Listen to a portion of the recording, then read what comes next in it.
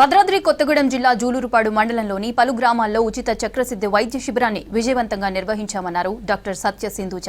ఈ నెల 14 నుంచి 19 వరకు ఉచిత చక్రసిద్ధ వైద్య శిబిరాన్ని నిర్వహించినట్లు తెలిపారు. నైపుణ్యం కలిగిన డాక్టర్లు, సిబ్బంది బృందం గుండెపూడి గ్రామంలో ఉచిత ప్రత్యేక వైద్య శిబిరంలో పాల్గొన్నారని చెప్పారు.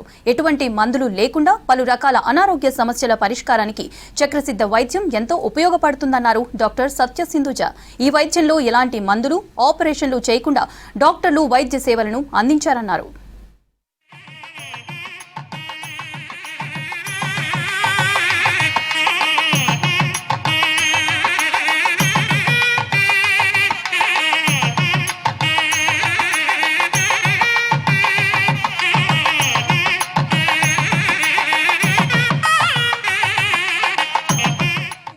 అంతే మనోనిబ్బరంగా ఉంటేనే ఇలాంటి వర్కౌట్ అవుతాయి.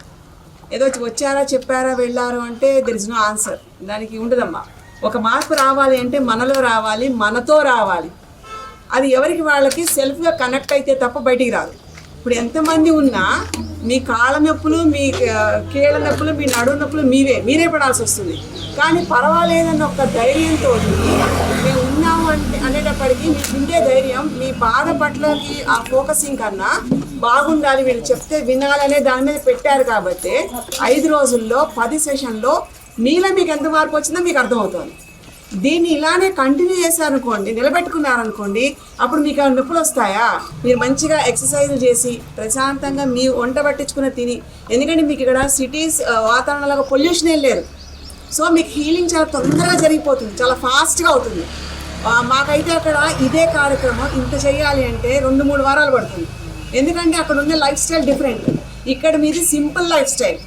అండ్ మీకు కొన్ని అర్థం కావట్లేదు అంతే. ఆ అర్థం చెప్పే ప్రయత్నమే ఈ ప్రాసెస్లో చెప్తారు. మీకు ఈ థెరపీ మొత్తంలో ఎలా నడవాలి, ఎలా ఉండాలి, ఏం తినాలి, తేలిగ్గా ఉండాలంటే ఎంత ఈజీగా ఉంటుంది, పెయిన్ లేకుండా ఉండే శరీరం ఎలా ఉంటుంది, ఇవన్నీ మీకు రుచి చూపించారు. కాబట్టి దాన్ని మీరు వదలకుండా కంటిన్యూ చేశారనుకోండి, ఖచ్చితంగా మళ్ళీ 7-8 ఏళ్ళు 10 ఏళ్ళు మళ్ళీ మీరు చూసుకోవాలి. సేవ చేయడం అనేది కాదు, ఇక్కడ ఒకటి అర్థం కావట్లేదు, చెప్తే వీళ్ళు బాగుంటుంది అనే ఉద్దేశం ఉంటున్నప్పుడు, మాకు ఇలాంటిది కావాలి అని మీరు స్వాగతించినప్పుడు అప్పుడు రిజల్ట్ పర్ఫెక్ట్గా కాకుండా ఎలా ఉంటుంది ఇంకా? సో ఎవరూ కూడా అధైర్యపడకండి. నొప్పులనే ఉంటాయి, పిల్లలకు కూడా ఉంటాయండి. కానీ వాళ్ళ ఆటల్లో, వాళ్ళ ధ్యాసలో నొప్పి మీద కాన్సన్ట్రేట్ చేయరు.